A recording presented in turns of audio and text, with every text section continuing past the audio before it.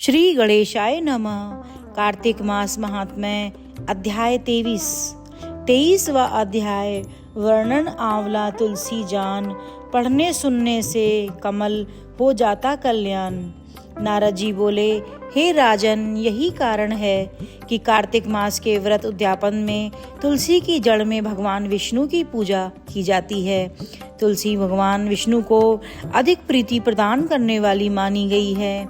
राजन, जिसके घर में तुलसी वन है वह घर तीर्थ स्वरूप है। वहाँ यमराज के दूत नहीं आते। तुलसी का पौधा सदैव सभी पापों का नाश करने वाला तथा अभिष्ट कामनाओं को देने वाला है। जो श्रेष्ठ मनुष्य तुलसी का पौधा लगाते हैं वे यमराज को नहीं देखते। नर्मदा का दर्शन, गंगा का स्नान और तुलसी वन का संसर्ग, ये तीनों एक समान कहे गए हैं। जो तुलसी की मंजरी से संयुक्त होकर प्राण त्याग करता है वह सैकड़ों पापों से युक्त ही क्यों न हो तो भी यमराज उसकी ओर नहीं देख सकते।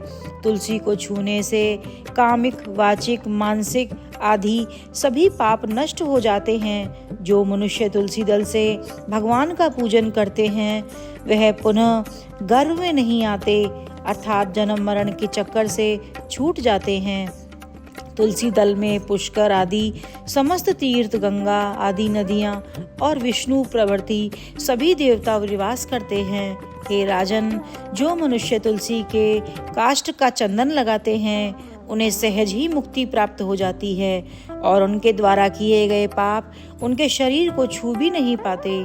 जहाँ तुलसी के पौधे की छाया होती है वहीं पितरों की तृप्ति के लिए श्राद्ध करना चाहिए।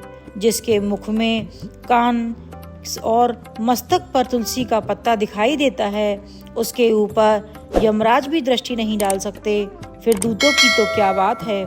जो प्रतिदिन आदर पूर्वक तुलसी की महिमा सुनता है वह सब पापों से मुक्त हो ब्रह्मलोक को जाता है।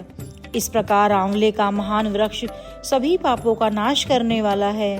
आंवले का वृक्ष भगवान विष्णु को प्रिय है। इसके स्मरण मात्र से ही मनुष्य गोदान का फल प्राप्त करता है। जो मनुष्य कार्तिक में आंवले के वन में भगवान विष्णु की पूजा तथा आंवले की छाया में भोजन करता है उसके भी पाप नष्ट हो जाते हैं। आंवले की छाया में मनुष्य जो भी पुण्य करता है वह कोटि कोटि गुना हो जाता है। जो मनुष्य आंवले के छाया के नीचे कार्तिक में ब्राह्मण दंपति को एक बार भी भोजन देकर स्वयं भोजन करता है वह अन्य दोष से मुक्त हो जाता है। लक्ष्मी प्राप्ति की इच्छा रखने वाले मनुष्य को सदैव आंवले से स्नान करना चाहिए। नवमी, अमावस्या, सप्तमी, संक्रांति, रविवार, चंद्र ग्रहण तथा सूर्य ग्रहण के दिन आंवले से स्नान नहीं करना चाहिए। जो मनुष्य आंवले की छाया में बैठकर पिंडदान करता है उसके पितृ भगवान विष्णु के प्रसाद से मोक्ष को प्राप्त होते हैं। जो मनुष्य आंवले के फल और तुलसी दल को पानी में मिलाकर स्नान करता है उसे गंगा स्नान का फल मिलता है। जो मनुष्य आंवले के पत्तों और फलों से देवताओं का पूजन करता है उसे स्वर्ण मणि और मोतियों द्वारा पूजन का फल प्राप्त होता है।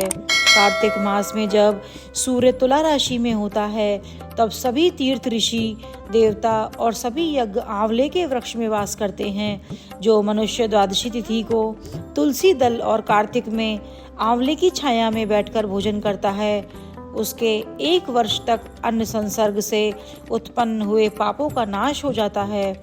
जो मनुष्य कार्तिक में आंवले की जड़ में विष्णु जी का पूजन करता है उसे श्री विष्णु क्षेत्रों के पूजन का फल प्राप्त होता है। आंवले और तुलसी की महत्ता का वर्णन करने में श्री ब्रह्मा जी भी असमर्थ हैं।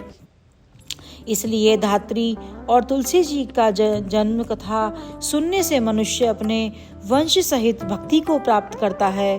जय श्री हरि।